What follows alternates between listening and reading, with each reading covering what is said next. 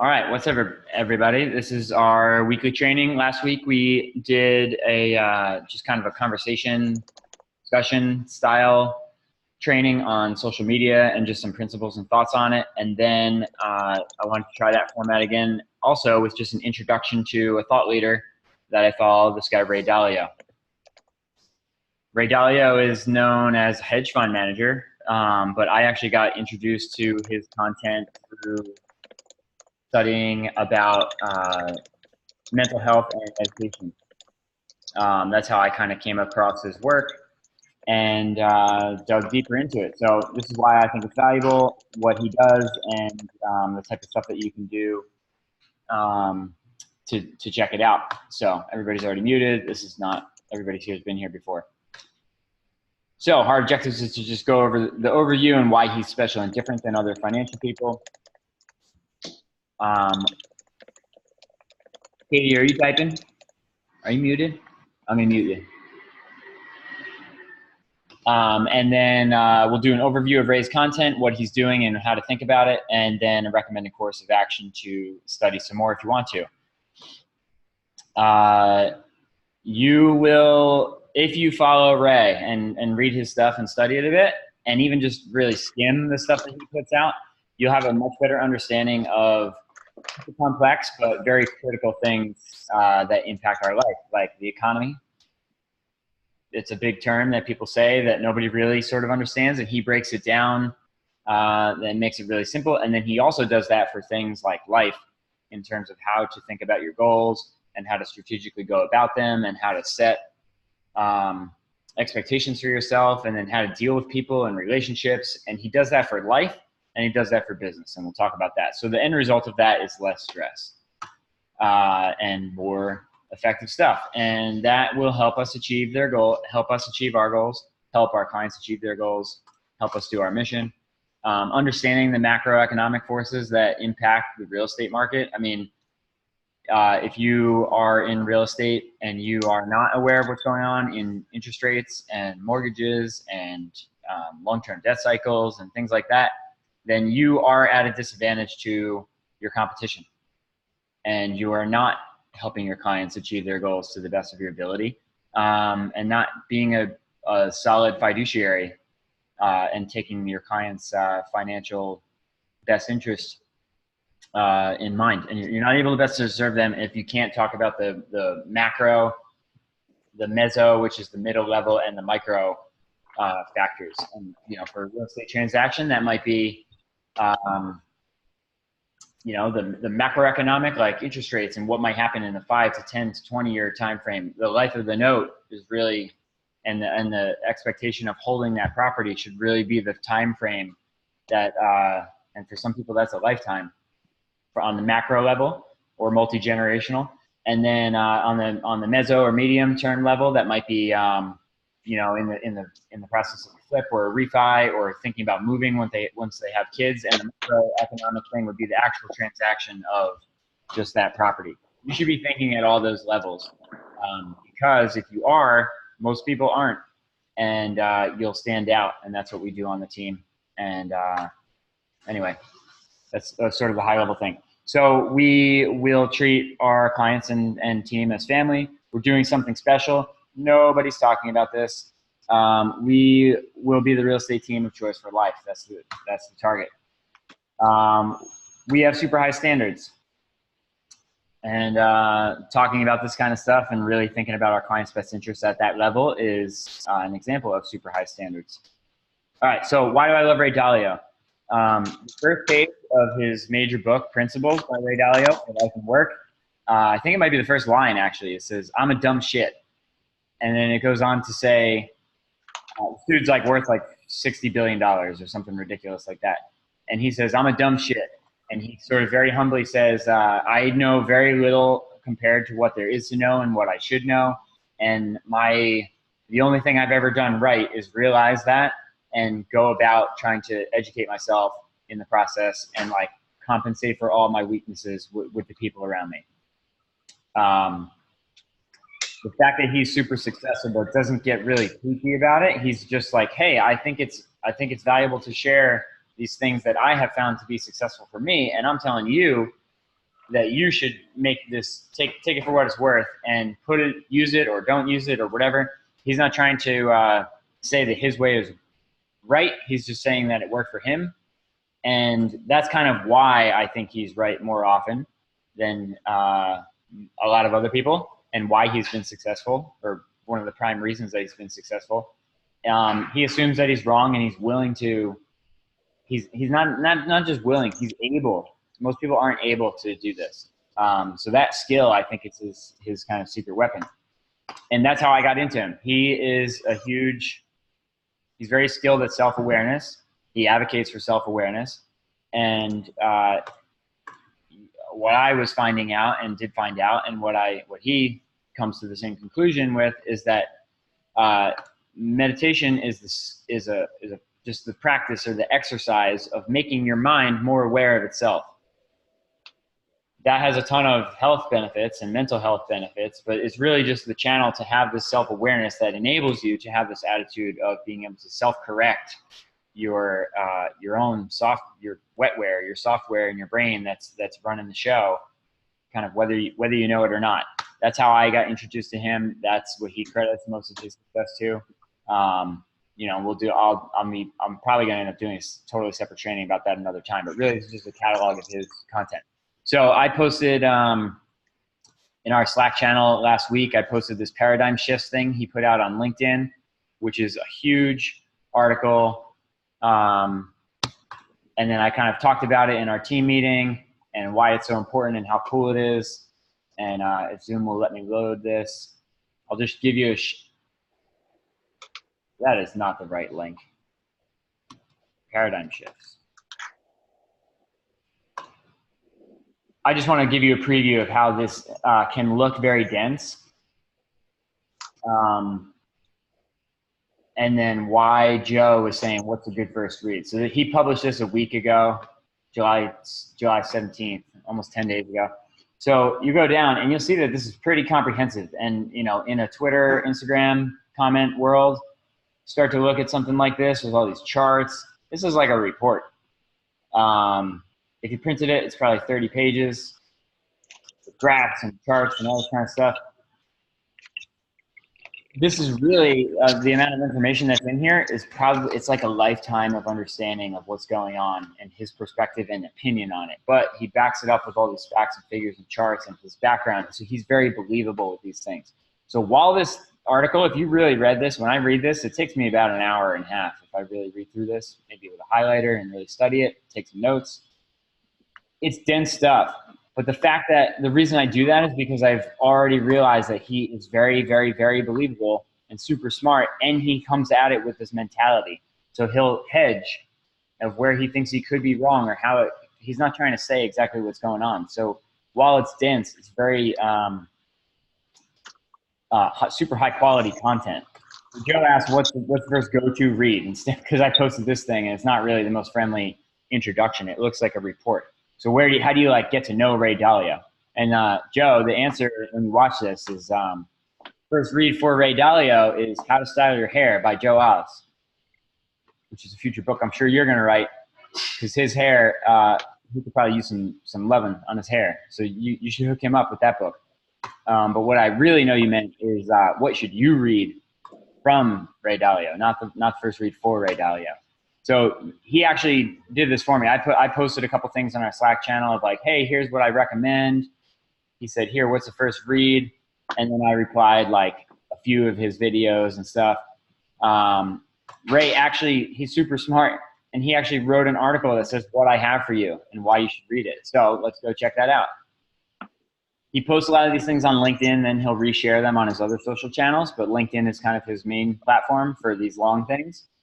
But you can just get to him from links on the internet. You don't have to be on LinkedIn. So what I have for you, he just talks about hey, this is why. It's a little bit of an introduction and why he thinks about principles. He's basically I totally crushed it in my life. And he's using this phase of his life to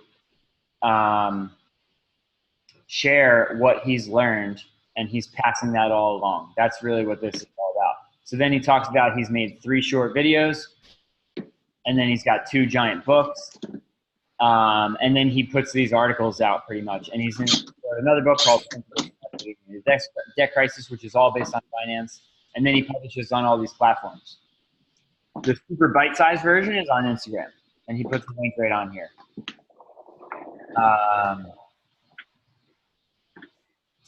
So if you follow Ray Dalio on Instagram, he'll reshare the principles as often. So then he'll put these little like versions of his principles. So you can basically read the book, you know, one little toilet potty break at a time as you're scrolling through the rest of your stuff. You can just pepper this awesome stuff into your mind a little bit at a time, and he just peppers it out. So this is a really, really good way to start getting this into your brain. Then once you really get into it, what you should, you know, the next step, if you're sold on this idea, he does these short videos, and I pulled them up right here just to give you a taste of it, to sell you on it. So this Principles for Success is just like basically 30 minutes. It's the whole 800-page book in 30 minutes. And he made in 30 minutes and in 8 episodes. Episode 1, The Call to Adventure. Before we begin, let me just establish the fact that I don't know much relative to what I need to know. Whatever success I've had in life has more to do with my knowing how to deal with my not knowing than anything I know. That I should be telling other people what to do sounds kind of presumptuous to me, but I'm going to do it because I believe that the principles that have made me successful could help others achieve their own goals. I'm now at a stage in my own life in which it is much more important to me to pass along what I've learned about how to be. All right, so you get the point. It's a cute little cartoon. It's made for all ages or whatever, and just really simplifies all this stuff. And highly recommend checking that out. You don't have to read the book, although it's really a good idea to read the book anyway. Now that's his principles in general. And then he's got this How the Economic Machine Works. How the Economic Machine Works in 30 minutes. This is a whole lifetime of the economy. I try to watch this quarterly. I succeed at watching it maybe every 6 months or annually. And it's just like a really simple explanation of micro, macro economics and how interest rates work and yield curves and debt and credit and all this kind of stuff. He explains inflation, deflation, and it's like this really cool cartoon. And I can't believe that it exists. So Ray Dalio is the man for making it. So you should check that out as well. Let's go back to what I have for you. So then he's got an app. I didn't make a cool screenshot of it. But he's got an app as well that kind of has these principles. And I beta tested the app actually because I was following him, and then I signed up for his email list and did it. So on the Principles app, you can actually, it's basically all the principles from the book accessed on your phone, and you can search for what you're dealing with right now. So you could be like, hey, I'm dealing with a, you know, I have to make a decision, but I don't have all the information. And you can like type that into the search bar, and then you can get his whole life's principles like fed to you, and he'll list them out, and you can tap them and read them, and it will help you make decisions. So it's a really useful tool to have. And if somebody remind me for a training, I want to go through like how I organize my phone. Same thing. It's just what I do. It's take it or leave it. But I keep principles. I keep the app right on my phone on the homepage, and I reference that whenever I can. So it's super cool. And then you can add your own principles. So when you mess up, he talks about like when you fail, that's usually when you're going to learn something super valuable. So you fail, you reflect on it and be like, oh my God, I totally failed and destroyed a piece of my life for a second. But then you get excited, and the faster you can get excited about that failure, that's where you know you're going to find the nugget of wisdom that you're going to keep. And then you're an idiot if you don't remember those things. It's like, oh, failure is only a failure if you didn't learn anything. So basically, Principles is like a collection of all the learnings from his failures. And then that app will allow you to do your own as well, which is pretty cool if you really get into it. So that's what Principles is. That's his main content. And then this big debt crisis, he goes back historically I haven't read this one yet because it's a lot of charts and it's super finance heavy, but I read enough of it to know that it's a really good resource, and that this guy really knows what he's talking about when it comes to this stuff. So when he was promoting his book, he went out and did a book tour. So he's on a bunch of podcasts. He was on Tim Ferriss's podcast. He's on the Ask Gary Vee show. So these are all also little bite-sized things. You can get the gist of principles if you listen to any of those podcasts. So if you just search Ray Dalio podcast, that's another good way to skim content, and kind of like get the gist of what books are in general. There's one other thing I wanted to touch on, and I'm drawing a blank on what it was. So my suggestion is to just read this LinkedIn article, what I have to offer for you. Follow Principles on Instagram. Watch the videos. It'll take an hour if you watch 1 hour. If you watch Principles for Success by Ray Dalio and How the Economic Machine Works, you'll get the basic gist of it. And then at the end of this paradigm shifts, he's basically saying, this came up because he's saying, like, every 10 years things change more often than not every single 10 years in general, but he'll walk you through all this. And he's basically saying, like, hey, we're in the last couple months of a decade. We've been in a bull run for 10, 15, 20 years with the exception of the 2000 correction. And then at the end of this thing, he's basically saying, like, hey, most people think that risky bets are going to be great. I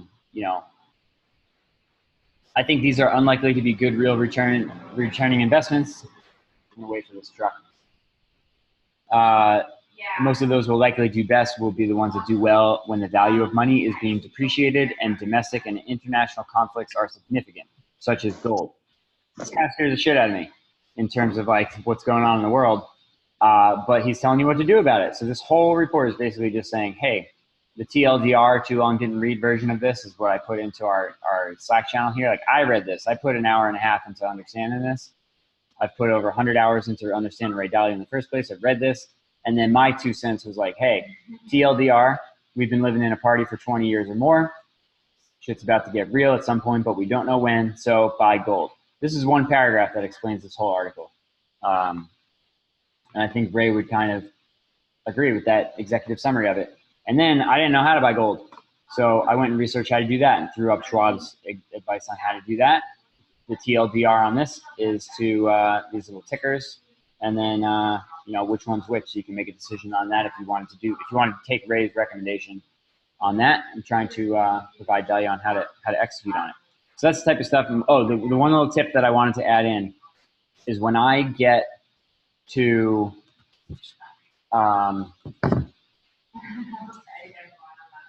this is just a quick little tip for the iPhone, especially if you go on if you click on a big article, you can have a setting in Siri where you can actually just get Siri to read whatever's on the page for you. So if I go to Market Pulse and find this article real quick and click on this Ray Dalio link, I'll just show you what it's like. So like this Ray Dalio thing, I'll be like, all right, when I see that he published something, I'm on his email list. I'll see that it comes. I'll be like, all right, I gotta check this out. And I'll be like, I don't have an hour and a half to really digest this right now, but I want to get the gist of it. I want to like know what's up in general beforehand. So if I'm on a drive, I pull up this article, and then I just do two finger swipe down, and then it comes up with this little like Siri taskbar, and it'll automatically start to read it. Paradigm Shifts, published on July 17th, 2019. One of my investment principles is identify the paradigm you're in. And then you can pause it, play it, go faster, slower. There's a little rabbit and turtle. So I'll play that and turn a giant article into a podcast, essentially. And then I can use up the dead time that would normally be in a commute and utilize it for that. So I'm going to shut up now and punt this over to you guys. I'll email you guys these links. I think they're already in Slack, so if you're in there, you can grab them there. But I'll email these to you. And I would just love to get your 2 cents or your feedback or what you found most valuable out of this, and answer any questions that you got. You can unmute yourself and fight over the mic. And give me some feedback if this type of stuff is cool. Like, I would love to do this, like, who is Elon Musk and how does he impact real estate? who is XYZ, and like talk about thought leaders that I've been studying for the last couple of years. There's been people like this. You know, when I had a lot of time from running the search school, and then in the off season, I was very, very, very flexible with my time for a few year stretch. I doubled down on just reading and learning a lot, and I got exposed to a lot of really successful and smart people that I don't know personally, but I know really well, and like would love to share who those people are and what they know, or the principles I've got from them in this type of format. So tell me if that's a good idea or not. You guys are all muted and videoed off, so I'm unmuting you, but I just want to have a 2-second discussion. Do that.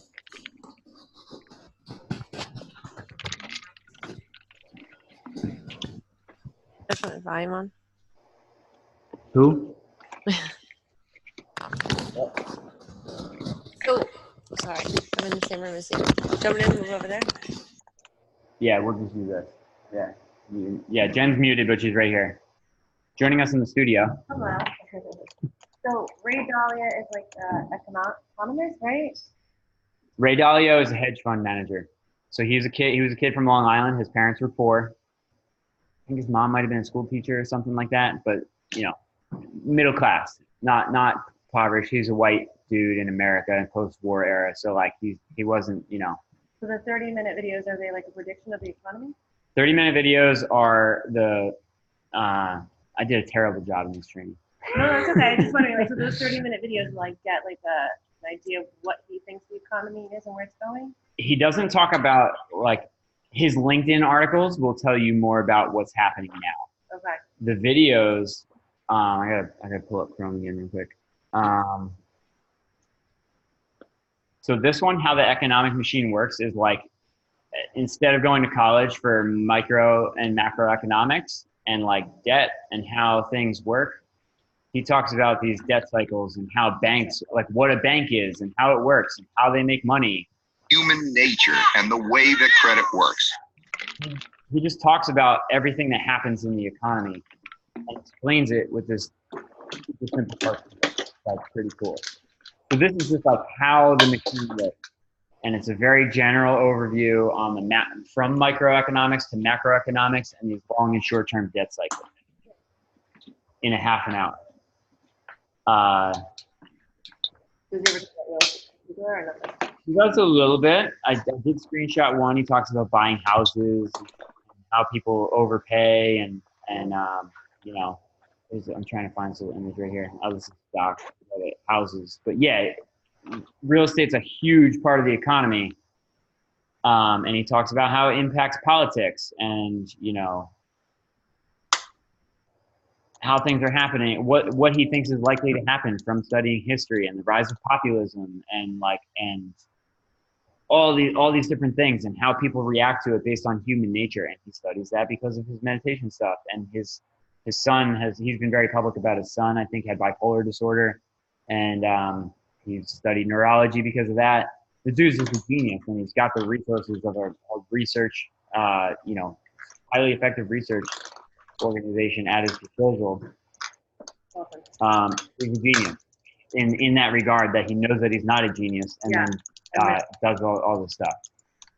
I saw something recently with an economist, and I wonder if he would talk about this, where when you can get something easily, it causes prices to go up. Kind of like the crash was because so many people could easily get a mortgage. Yes. So then prices of homes went up very high because it was very easy. Right. So I wonder what he would say about it now. Like, interesting to just think about economy that way. Yeah. Student loan debt, easy stuff, just right. Yeah, printing money and how the government's involved and what their incentives are and how that works and you know, when everything blows up, is it like the government has to either hold people accountable or make it easy by printing more money? It's like politically more motivating to print money, all that stuff.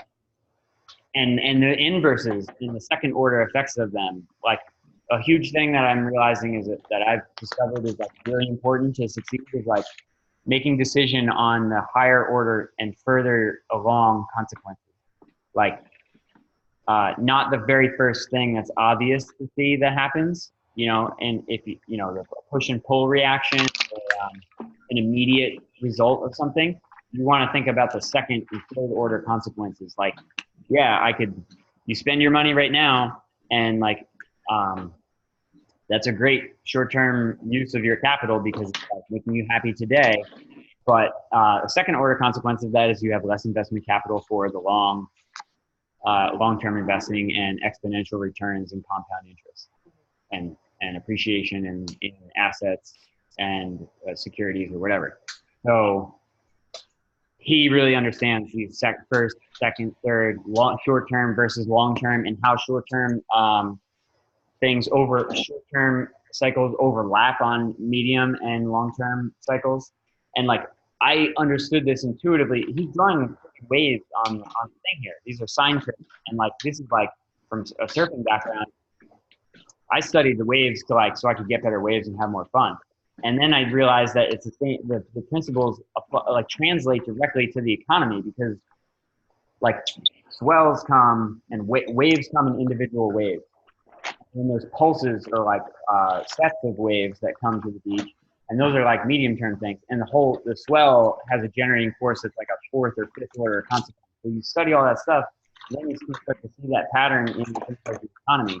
And like long-term scale things like interest rates rising and falling are like the tide rising and falling. So in New Jersey, the tides are 6 hours apart, high tide, low tide, and you have a 3-foot swell. Like, the swell is what it is, and it changes over time, and each individual wave is different, and all those factors come together to make what you're actually riding. It's actually going to land on your head. Yeah. And you have to understand all of them and how they impact each other. So like in the waves, on certain swells, you want the tide to be going from low to high. You want a rising tide. Like, incoming tide will push the waves in and make them more powerful and easier to ride. At other spots, you want the exact opposite. And other types of conditions and winds and swell directions and stuff, in different environments, you want the tide to be draining out or to be steady at a certain level. And then the moon impacts the way the tide is on a different day of the month. So it's important to know, like, it could be a high tide today, but high tide today is different than high tide a week from now. And if you don't understand that, you won't be able to make the best decision on when and where to surf, to catch. And you start to get an intuitive level of all these different things. And then to be able to handle all those different factors and how they kind of come together in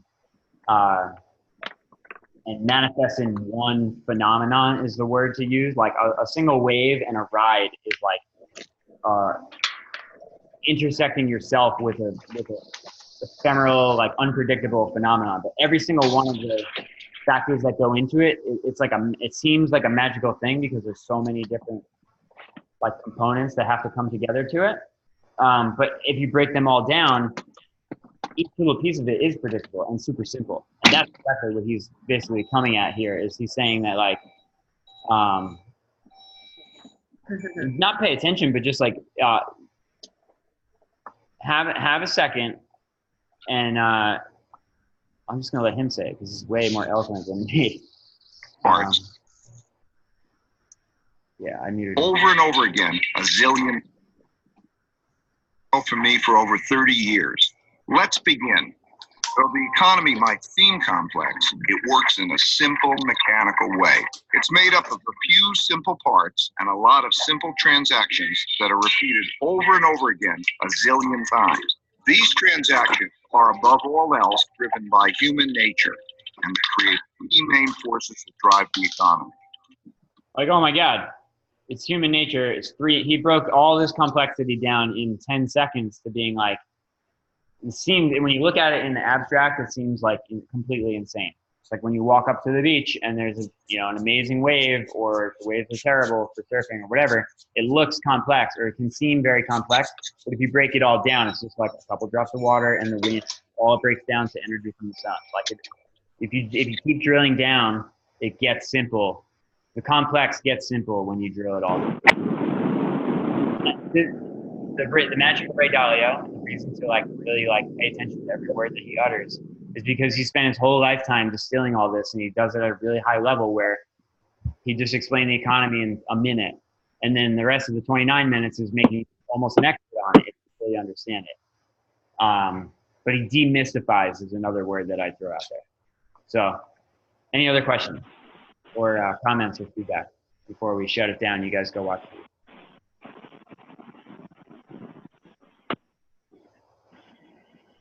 Okay. Say goodbye. Bye. Say night-night.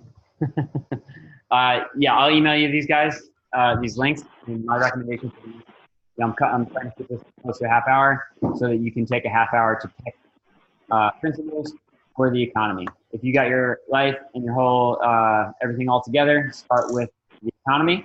If you want to focus on the more philosophical principles on how to like understand life and achieve what you want out of it, start with part 2. And then go from there. Other than that, I will see you next week. We will do something else that's really radical. Talk to you soon.